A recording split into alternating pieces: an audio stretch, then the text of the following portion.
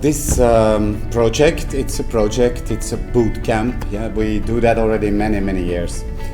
According to me, it's about 25 years that students from Antwerp come to India and that they join students from GIM for a strategy workshop.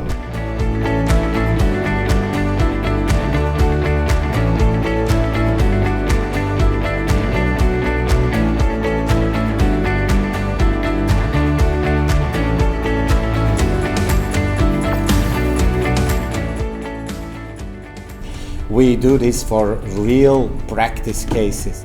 Companies and institutions, organizations, they have a real problem, a managerial problem. They have an interesting field, a possibility in the market, a market opportunity, and they give it to our students, so from both institutes. It's much more than a case study. That is because it's live, but that is also because they work in a multicultural group. It's a learning experience. They have to sniffle to each other, they have to understand each other. So there's a professor from GIM, there's a professor like me from Antwerp, and we also collaborate very well together to coach the students. We frequently interact. So also for the staff, it's really a pleasant experience because it's also here an exchange of thoughts, of cultures, and so on.